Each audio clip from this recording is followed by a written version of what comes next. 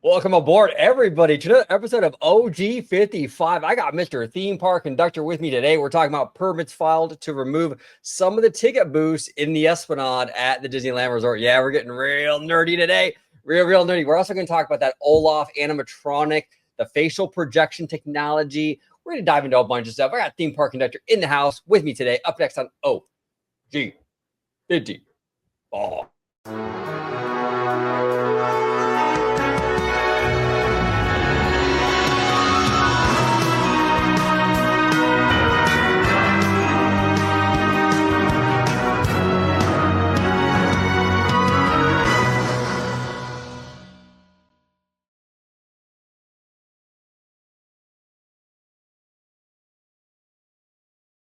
Welcome aboard, everybody, to another episode of OG55, the world famous OG55. Conductor, I appreciate you, man. How you doing, dude?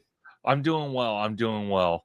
And like OG said, the world famous. I don't know if I'm world famous. I know he's world famous for that hair. That's what I'm saying. It's just the hair, you know. Yeah, I told you need to patent that hairstyle, man. Telling you, man. It's $1 million haircut right there. It's I got the magic hair. No, but in all seriousness, I'm doing very well. Cannot wait to dive into these topics. It's absolutely going to be absolutely incredible. And I want to wish you and your community a happy Thanksgiving as we approach that in 2 days. Thank you so much, Conductor. Appreciate that. Yes, Thanksgiving is upon us, and a lot to be thankful for. You know, our health, our friends, our family, and everything. So appreciate you, man. It's a time to be grateful for everything that we have, and we are very blessed, all of us. You know. So, Conductor, where can everybody find you on social media? Absolutely. You can find me on YouTube and Blue Sky at Theme Park Conductor. You can find me on Instagram at theme_park_conductor. You can also find me on X at Theme Conductor. You can find me on TikTok at Theme Park Conductor 1. And you can find me every Sunday on Conductor Sunday live stream on YouTube at either 5 or 7 p.m. where we break down Universal and Disney news. And we talk about rumors, possible speculation for the parks. It's a lot of fun. OG is a regular on that channel, and we break it all down. So come join us sometime. Absolutely. And of course, all of his information will be in the description down below. Make sure you subscribe, especially to Theme Park Conductor's YouTube channel. Like he said, I'm on there all the time. We got Webba on there all the time. We got all the OG55 crew over there. So make sure you check him out, subscribe, show some love. All right, here we go. We got some news here. Let me just go ahead. This is courtesy of MickeyVisit.com. Disneyland closes ticket booths in Esplanade, shifts guest services. Okay, so here we go. It says Disneyland has just made some shifts to the booths in the Esplanade between the parks and the services they provide. This change is especially notable ahead of Magic Key Passes going back on sale, which will increase demand for these ticket booths as guests come out to buy the passes. Now, this is very interesting, right? So they're making some moves here. With the ticket booths, obviously in the Esplanade. Now we do know that Porto's is moving into downtown Disney, and Porto's, from what I understand, and correct me if I'm wrong, but Porto's is going to kind of dip into some of this territory. Is that correct, Mr. Conductor? It is. So the two ticket booths closest to the DCA entrance, those are going to be annexed for sure, and then off to the left, you can kind of see that brown roof. That's exactly where Porto's is going. But, you know, they're talking about getting rid of all four of those. And my only guess is the two on the bottom are going to be for Porto's. The two on the top might be for construction for that sky bridge that we've talked about nonstop. That's coming from the Eastern Gateway parking structure and going to go over harbor into the Esplanade for people that park in that parking structure. You know, it's interesting. Like I've been saying for a real long time, and our good friend Danny from Five Fires actually has been saying this for even longer. And shout out to him. He's an amazing dude. We love Danny. But like the Esplanade needs a lot of work. a lot of work. And I'm fine with this move. I mean, really, I mean, we live in a new age right now where we don't really need physical ticket booths. A lot of stuff we do now is online, is on the phone, so there's not really a need for it. I don't really see a whole lot of people even utilizing these ticket booths half the time. So if it means we get, a Portos, which is fantastic. I love Portos. We got one out here by me. It's great out here in Burbank. But also, if it also means like a phased, gradual beautification project of the Esplanade, I'm all for that too. I mean, conductor, you've seen it. We're at the parks all the time, man. I mean, I saw you recently over there. We did a little bar chat, but like the Esplanade is looking pretty worn out, man. Like even like the tiles and everything, right? I mean, it's not looking so hot. I mean, this area needs a lot of work. It needs a lot of love, and like you said, it's the ticket booths are something that was part of the old school Disneyland. Obviously, we're not in that old school theming anymore, and just infrastructure. We're just not. But one thing I would say to kind of counteract them getting rid of the ticket booths is I really honestly do believe that Disney needs to have more cast members, boots on the ground, that deal with people that are coming to the park, don't know how to, buy a ticket, digitally, and buy, other services like Lightning Lane, or trying to do get food for mobile order. I kind of feel that Disney is lacking the cast member, team members to help with that. Also, it would also help for people that book vacations with third party companies, to have them for Disney to come and invite them down and train them, so that way they can go back, and anybody that signs up with their company to book a Disney vacation can guide them through how to book it, doing it all online. Because I kind of feel that's the biggest issue we have right now is out of town visitors. They come Right. to the resort and they're expecting, because they see these ticket booths, oh, we're going to go to the ticket booth, it'll be easy. No, they have to buy it online. And where's a cast member to help? Nowhere to be found. There's far and few between. That's a fair point. That's a fair point, conductor, in terms of like the cast members and more boots on the ground. We are losing some of that here with the ticket booths, right? Yep. And I, by and large, support this move. But you're right. One of the collateral damages, so to speak, of this move is less boots on the ground. And look, you and I are young. You know Oh, what I'm sure. saying? We're young. We get it. We get the social media stuff and all that. And people even younger than us get it more than we do. So, I mean, hey, look, but we have to also consider people that are older. Yeah. What about grandpa and grandma, right? I mean, are they going to be able to do all this app stuff? No. It's a lot harder for the older folks, and we have to be cognizant of that. I mean, old people want to go to Disney too. They want to, I mean, so you're right. We do need some cast member presence on the ground for folks like that who are not as tech savvy. Now, that's going to become less and less of an issue, I think, as we move forward, because, you know, the boomers are, I don't want to get too grim here, but like, eventually the boomers are not going to be here anymore. Like everybody, right? And Exactly. the younger generations now are getting older. So you're going to have all the generations pretty much tech savvy going forward pretty much after a little while. But right now we still have people that are of that older generation that didn't grow up with a lot of technology like that. No. And that do need the extra help. So it's fair to say that, yeah, that's a great point, conductor. And, Yeah. grandma, grandpa, they need that help. So now, good thing is they are keeping some cast members on the ground for this, so that is good. But we'll see. I kind of feel they just need a little bit more out there until, again, we kind of get to that point like you're talking about, where pretty much every single generation is going to be tech savvy, where they won't need cast members out there anymore. Now, to go on what you're saying about the Esplanade, one thing I would love to see, and I know it would be hard for Disney to do because they can't even keep it in World Showcase in Epcot correctly, is having you know how World Showcase, they show it sometimes when it's working. They have kind of like the floor and it has light strips, Oh you man, know, that'd be the cool. lightning. So I would love to see that in the Esplanade. And imagine that you're walking through there kind of at night, and we have something like that just to kind of, you know, make it more spectacular than what it is right now. Because don't get me wrong, you know, the people that paid money for those pavers that we all walk over and they have Yeah. the little medallion on it. I don't know. I kind of feel I feel that Disney should reserve those bricks and maybe put it somewhere else where, you know, it still showcases, you know, people that paid a lot of money for those and want to represent the Disney park.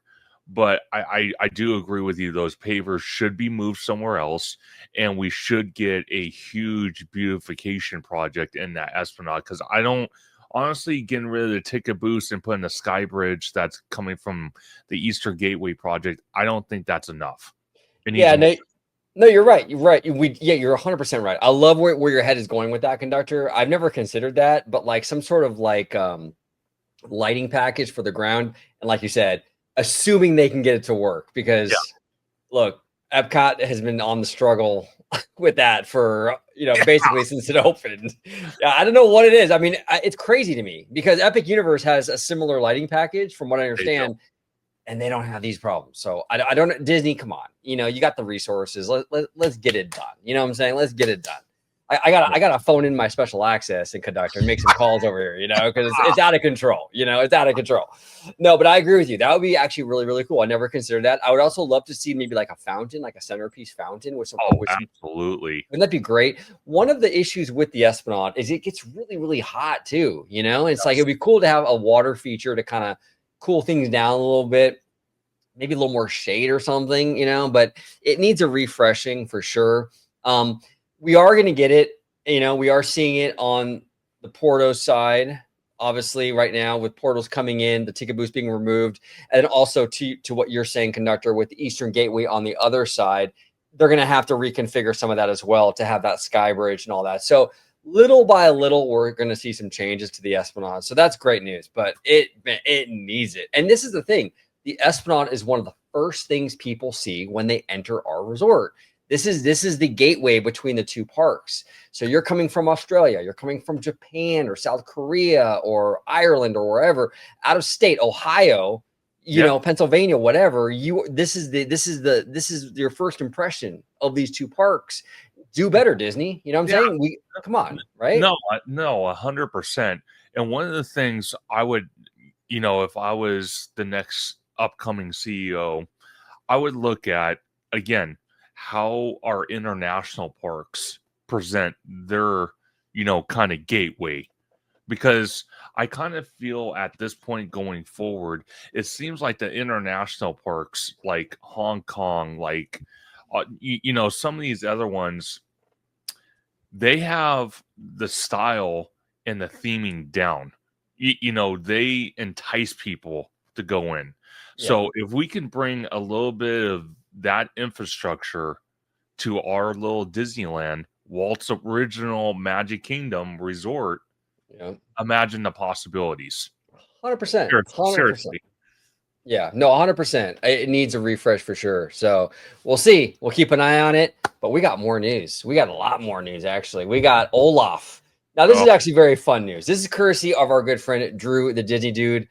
Love Drew. He is a friend of the channel. Really, he's an awesome dude. I really enjoy as a friend. He's a great person, and also he makes a lot of great content. So make sure if you're not following Drew on Instagram or YouTube, make sure you do so. Do yourself a favor, especially if you're a big Disney fan. You gotta follow Drew. oh, But says here, Walt Disney Imagineering just revealed a next-gen robotic character representing Olaf, the beloved snowman from the Disney Animation Studios movie Frozen. This debut marks a new chapter in Disney character innovation, one where technology, storytelling, and collaboration come together to bring screen to reality. This is an amazing animatronic, and his little nose comes off, his little carrot comes off. Really adorable. You can't get cuter than this. I think it's really spot on. In animation, there's a term called on model. And what yeah. on model means is a character with all the right proportions. Like for example, when you draw Olaf or you draw Mickey, the ears, the nose, the eyes are a certain proportion. And if it's off model, it'll have too big of eyes or too big of nose or too small of this or too big of that. Olaf here is on model, as they say in animation. This is a perfect Olaf. This is like literally like what it says, from screen to reality. This could not be a more perfect um, uh, manifestation of this character. I love the little arms and the whole thing. He's absolutely perfect. But what say you? What do you think about this little animatronic conductor? You know what? When I saw this, I'm not even kidding you. When I saw this, my jaw dropped. I'm like, holy Lord, wow. Look at what Imagineering can do when they're not handcuffed. You know what I mean? When the when the uh, when the gates flow open, this is the type of animatronics and imagination that comes to life. This is absolutely incredible. I hope we get more animatronics like Olaf for other characters, and eventually, I really hope we get the world of Arendelle here at the Disneyland Resort, and we eventually do see Olaf, because that would be absolutely incredible. I just looking at him, it's so cute. It's so awesome to see him floating around, and Disney, they just released a new episode on their YouTube channel, the Imagineering channel, and they were talking about Olaf, and Josh Tomorrow went there and met Olaf for the first time, and some of the engineers were talking about how this latest technology of animatronics that they're building, it has kind of like that AI capability Oh, where it learns as it goes, and it improves on what it originally was built from, and it learns as it goes. So I love that. My only gripe, and I have to throw a gripe in there, because we're watching right now, how they kind of trick Olaf with the nose. And I'm going to be honest with you. I'm going to be 100% honest with you. okay. People in the theme parks, whether it's the East Coast or out here on the West Coast, they do not know how to behave themselves. So if we ever got an animatronic like Olaf that has removable parts right there, you imagine someone stealing his nose and running off with it? That's a great point. I never considered that, conductor, but you do have people who just don't. Yeah, you're right. That just act poorly in the parks. Unfortunately, that's an Yes. unfortunate reality. I think majority of guests know how to handle themselves, and that's Oh, sure. but I do think there is a percentage of people like that just don't know, and they're gonna take his nose or whatever. Now, hopefully, he has handlers, which I think he Oh, probably sure. will. That can kind of Yeah. prevent that kind of stuff. But that's a fair concern. I've It seen is. I've seen guests before, like, picking on things in the queue and with the paint and all that, and just bad behavior in general, which is not good. So No. hopefully Olaf is heavily protected, and his nose and everything stays. Yeah, they need a handler or handlers to kind of ensure that does not happen. So that's a fair concern. Now, Yeah. in terms of Disneyland Resort, conductor, because we're West Coasters here. There's Oh, no sure. doubt Of about it. course. You know what I'm saying? We're West Coast, for life, For life. um, for life. What do you say about Arendelle? Like, I mean, I feel like we're going to get a version of this in California. I don't know if we're going to get this version. We might get a different setting, maybe from the new movies or something from Sure. Frozen, because we have a part 3 and a part 4 coming. Sure. But do you think we're going to get some kind of frozen land at Disneyland eventually? I do. I do. And my only question is where it's going to go, because there's two prime locations I think it can go. Personally, the first option is where Autopia sits, where that whole spaghetti bowl of monorail track, old people mover track, the like I said, the Finding Nemo attraction is, and even just all that mess right there in the old riverboat cruise area. I think we've talked about it before. I think that would be absolutely perfect, because if they build Arendelle's castle what a great way to have Arundel's castle right there, and then literally not even 50 yards away, you have the Matterhorn. It would complement it so well.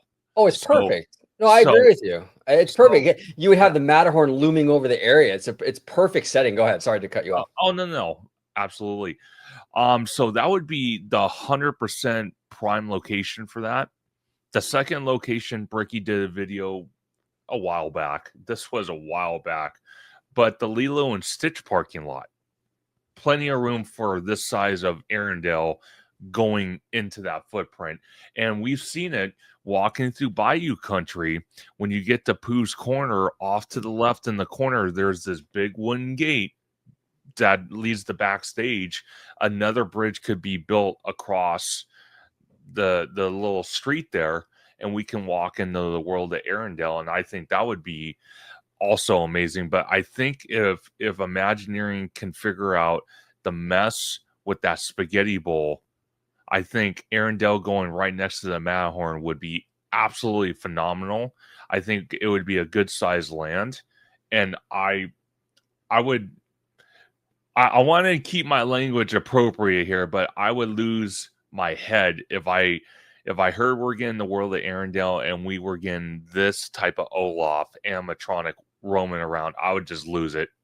Oh, 100%. Now, I agree with you. I would prefer it to go into the motorboat subs Autopia area as well, Yeah, because I feel this is very much a Fantasyland property. yeah, So to have it connected to Fantasyland, I think works really, really well. Um, the Lilo and Stitch parking lot, there's definitely the space. You can definitely put it there. My only concern with Lilo and Stitch sure, is because I feel like Frozen is such a Fantasyland property, sure. having a separate Frozen area across the other end of the park feels like two Fantasylands in a way. Yeah, it does. And that's a little weird, and I have OCD, so that bothers me a little bit. But Oh, yeah. like for to have it in the spaghetti bowl, to have it in the subs and Autopia area, it's perfect because then it's like a sub area of Fantasyland. It all connects together, and then you, like you were saying, conductor. To your point, you have a beautiful the Matterhorn complements that area gorgeously. You Oh, by can't get far. better than that. I mean, it No. really is flawless. That is the prime area, I think, to get this done.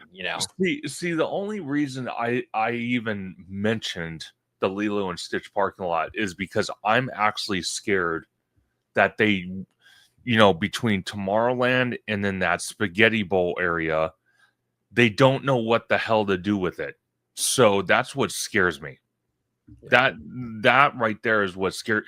That's why I offer a solution to put in the Lilo and Stitch parking lot, even though I couldn't agree with you more.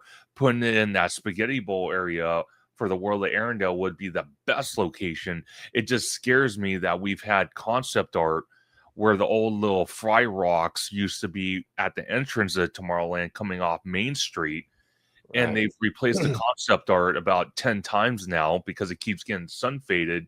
So that tells me, and Bricky's done countless videos on it, that they have no clue what the hell to do with that area. So that's the only thing that scares me, because when you look at the old motorboat cruise area, again, I'm referencing Bricky because he did a video on this. That area is so vital to the park because it's like a water reservoir type system that feeds Right. other water areas of the park. So if Right. you get rid of that, it's going to be a nightmare in hell trying to figure that out. So True. that's why I offer the solution for Lilo and Stitch, even though I Yeah. don't want it there. Yeah, I feel you on that. I feel you on that. And the Lilo and Stitch area is definitely a possibility. I mean, they might go that route. They absolutely might. I can definitely see them doing that. I mean, because that would give the Frozen land sort of that grand reveal entrance. Oh, You by far. know, because you have to go over Disneyland Drive. They'll have some sort of like bridge thing. Oh So yeah. you can go through some bridge tunnel thing. And then at the other end of that, oh my God, Arendelle. Disney loves to do that kind of stuff. And so is Universal, to be fair. I mean, Epic Universe, all those portals Oh are yeah. designed to have that grand reveal. So I could see them doing that Frozen grand reveal in Lilo and Stitch and going over Disneyland Drive. Now, here's the thing. It's crazy because I'm really surprised that they didn't decide to do that with Avatar, I was like pretty certain. Made video after video after video. You've been in a lot of them, conductor. Oh You yeah. know, where we were talking about that, like, oh, they're gonna put it in Symbolot because they're gonna want that Pandora grand reveal, and they're like, no, we're putting it in Hollywoodland, which shocked me. Yeah. That's what I mean. I'm like, I'm really I'm nervous in a way how the hell they're gonna try to figure that out. Now, I think it was David from Fresh Bait. He just put a video out. I think the other day he was talking about this, and I found it very interesting because when you're in the Hollywood backlot, you have Stage 17 that used to be the mega store for Avengers Vault before they built Avengers Vault. And then literally adjacent, you have PhilharMagic. Well, there's a gap between those two buildings that's on the backside of where you have Oswald's little garage, and then the the little town hall area where you can go and get services if you need as a Disney guest for the day, like Dawes and other things. Well, David from Fresh Bake was saying, well, what if they relocated the city hall and maybe kept Oswald's right there, maybe, but they got rid of the city hall building and they relocated it, and they made that the entrance in the Avatar. Oh, that's fascinating, dude. Yes. That's some outside the box shit, bro. Like, Yeah. that is crazy. You just blew my mind because you're right. You could technically do that. Yeah. And that was David's idea. It wasn't mine. But when I heard him say that, I was like, okay, now I need to go to the park as soon as I can and look at this and see if it's possible. And if he's saying it's possible, I have no doubts in my mind.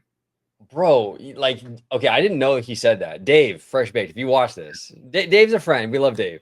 Oh, yeah. Dude, that is actually kind of crazy brilliant. And that's the thing. That's the kind of stuff I love with our fan community, bro.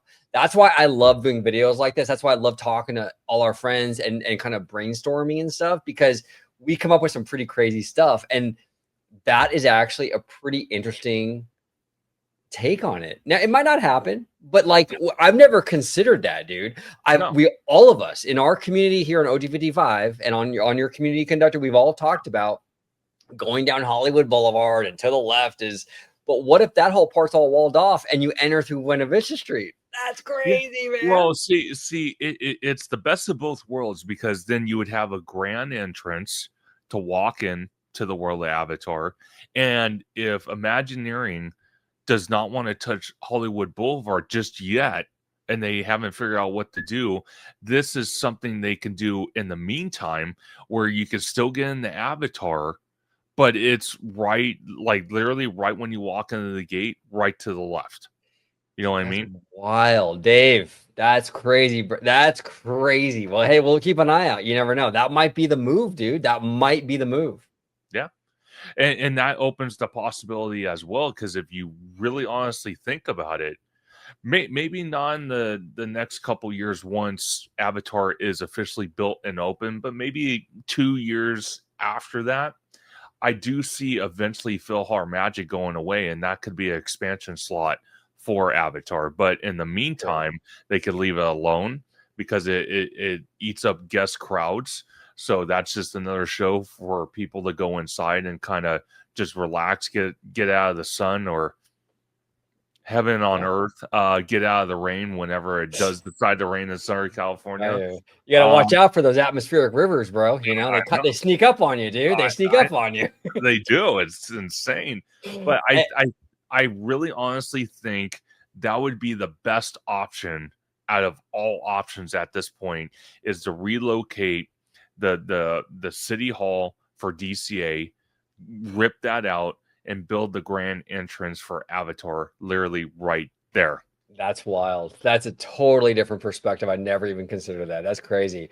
Now, here's the other thing too. Our good friend Slimer, he sent us some text messages about some of the reviews for Zootopia 2, which are coming in really good. He sent it like 2 or 3 of them, and the reviews that he sent me was like, hey, you know, like, this is one of the best sequels Disney has ever done in terms of animation and what have you.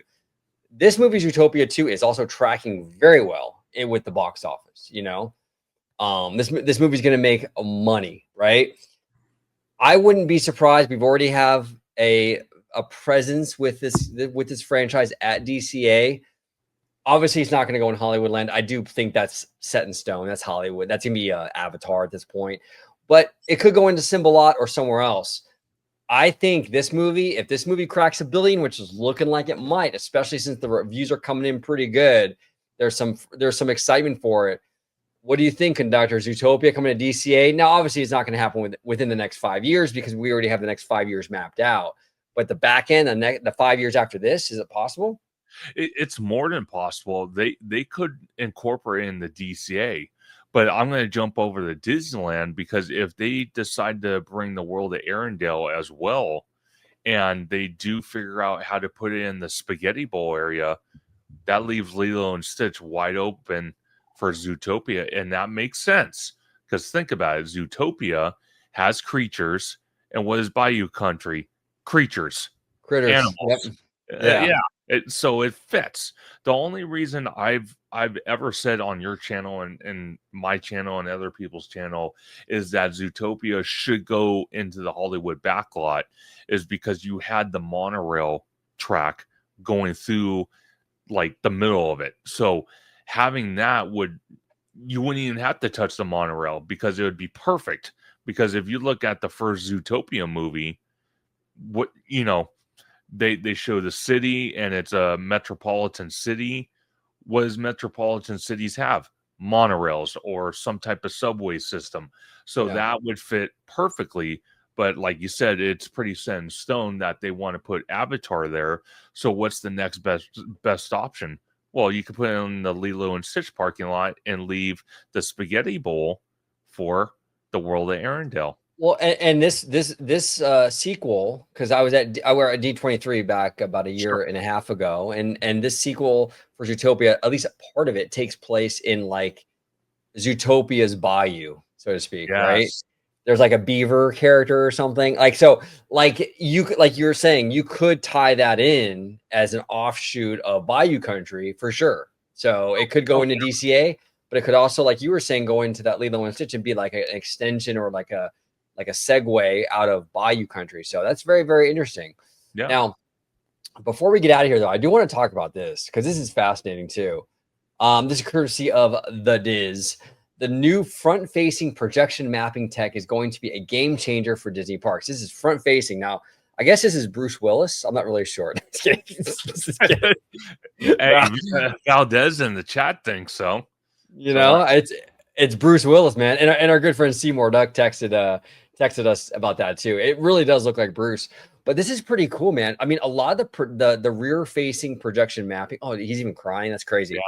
But a lot of the rear-facing projection mapping, like with the Frozen characters over at Disney World, it really wasn't great technology. And I mean, it was okay, but it looked kind of eh. This looks so realistic. First thing that I thought of when I saw this is, can we get the Walt Disney animatronic using this technology? Because then you can get the perfect face for Walt. I think it'd be amazing, dude. What do you think? It would be amazing. Do not get me wrong. The only gripe I have is the projection mapping on these faces, because we saw it. I think tell me if I'm wrong. It was either at Walt Disney World or it was at one of the international parks. I think one of the international parks, they had the projective mapping like this, and when the projector went out on the screen, or like the projector on the ride, all you saw was a black face, like dark black face with no face. So right. I think it was like the Arendelle attraction out there, or something to do with that character, or Frozen. And we saw that. That's the only thing that scares me about this. That's why I personally prefer actual animatronics like Olaf, that actually you could see his mouth moving as he's talking. Fair. So that's the only thing that scares me. Not to say that they haven't perfected this over the years, but that's the only thing that scares me. That's a great point. And it's a fair concern. We've seen it. We've seen like Microsoft errors on the the faces of some of these Yeah. projection, so that's really honestly bad show. It's one thing to have a physical animatronic like Olaf, maybe his mouth isn't moving or something. It's one thing to have that, but it's another thing to be going, on a ride vehicle going past an animatronic and it says, Microsoft Windows on its face. It's a Oh, little bit, you know, well, see, it's either that or it's like a complete blackface, like you're kind of living a nightmare, like you're looking at an omen creature from hell, and it has yeah, no face. That's what yeah. scares me. 100%. No, I totally get what you're saying on that. I totally get what you're saying. Now, I also see the potential here with some of this stuff. Like they're kind of showcasing this where, he gets a cut and it starts to bleed. Yeah. Like if you could utilize some of that, I mean, you could really do some crazy stuff here. Oh, Like definitely. right there, you can see the blood on his face. Like you could have like even like for example, in Pirates of the Caribbean, like all those pirates, man, you can have like little sweat beads on Oh, their dude. forehead and stuff. And like, yeah, that'd be crazy. I mean, you could have, I think for pirates, maybe even a little blood or something. That's a little Oh, bit sure. more of a crazier ride. I mean, that's wild to me. Or like a Marvel ride, you can do that, little bruises and scrapes and scratches on their face. So now do you think, speaking of Marvel, do you think we're gonna see this tech utilized in the Avengers Infinity Defense attraction with I some of think these animatronics? I think it's more than possible. I'm not going to cancel it out, but I'm also not going to cancel out the idea of seeing the latest AA animatronics that we just saw with Olaf being incorporated in that ride. So the possibilities are endless. I love that Disney decided to have this series on YouTube, letting us know, hey, this is what we're up to. I love that because they even stated in this latest episode that very early on, they, Imagineering, they didn't want to share nothing with the public. It was all secretive, all private. They didn't want to show what was behind the scenes. So I'm glad we're out of that kind of dark age era Yeah. and we're in the new age where they feel comfortable showing us, okay, this is what we're up to. This is what you could possibly see in the next 5 to 10 years in our Disney parks. I love that because that's showing people that are investors with the Walt Disney Company, people like you and me and others that have the magic keys that are paying almost $2,000 for an Inspire key. Exactly. It's showing us that they're putting investments back into the park and they're not just blowing smoke because they're showing us, hey, this is what we're up to. So I love that by Yeah, me far. too. No, me too. And shout out to Universal too, because I haven't been to Epic Universe yet, neither of you, but you're going in March. I mean, you're And gonna check Mark, it out yourself. But like from what I understand, I heard from a bunch of buddies and stuff that like Victoria Frankenstein, the AA over there in Monsters Unchained, is utilizing a very similar technology to this.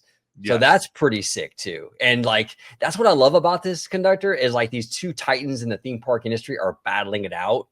And that's just good for us, dude. Oh yeah. That's We good for us. we win at the end of the day. They might be enemies, online, but Yeah. we've even seen it in Silicon Valley when they host their little retreat nonsense. We see Brian Roberts and frickin' Bob Iger hanging out, but then online they're saying comments that are not particularly Disney friendly at times. I've seen it myself. So at like I said, at the end of the day, us as theme park fans, we are the true winners of this because when one company succeeds, the other ones are like, okay, we have to succeed, and it goes back and forth, back and forth. So I love that. Yeah, me too, man. Me too. And to kind of wrap it up in a big bow, like I'm telling you, if Comcast Universal, the bids are in. The bids Yes, are in. And actually, you sent me a thing, and I want to bring it up real quick sure. that they want, I guess Warner Brothers, Zazzy wants them to sweeten the deal a little bit, right? Get in Yeah, there and provide updated bids. This guy's yes. Zazzy, man. He's trying to make his buck. And I get it. I get it, dude. You know what I'm saying? But if Oh, Comcast gets that studio, man, oh, dude, it's it's I wouldn't say Disney is over, but no. I'm telling you right now, Comcast is going to give them a run for their money if they do acquire Warner Brothers.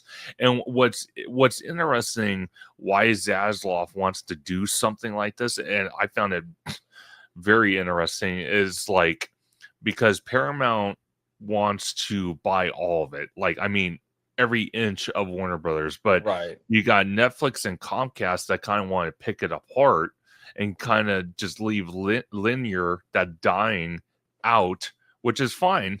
But I think personally, for me, I think Zaslav would be very, very stupid at this point to sit there and give Warner Brothers to Paramount. And I just don't feel like Netflix, I don't feel like Netflix would be a best option either. I think Comcast would be the absolute best option because Comcast, Universal, they have Universal parks all over the world.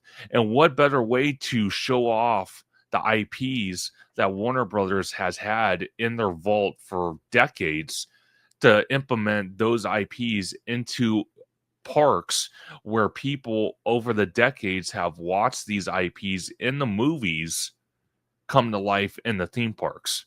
Oh, yeah, dude. It's a game changer for them. It's a game changer. Universal has shown the ability to really foster creativity with the acquisitions, with the licensing arrangements, all that stuff. So if they got the Warner Brothers stuff and they got the DC and the Scooby-Doo and all that good stuff, it's over. All the Hanna-Barbera stuff, by the way, is all theirs too. They can do Flintstones. They can do the Jetsons. Dude, oh it's my over. God. And it's funny you mentioned 6-7, baby. 6-7. Let's go. 6-7 all day. And it's funny you mentioned the Jetsons real quick, is because we see Jim Carrey possibly doing a live remake of the Jetsons. So that is interesting that you even mentioned that. But then again, my personal opinion, I've watched your videos with Jared and a Slimer many times that you guys have covered this. Zaslav at this point is very unpredictable because the fact that he's now asking for rebids scares me, that he can't make his mind up. Yeah, he wants more. He wants more money, dude. He wants more. So we'll see. Hopefully, gosh, I just hope Comcast gets it. I hope that would be epic. That would be absolutely epic. But that would be a Christmas gift in itself, right there.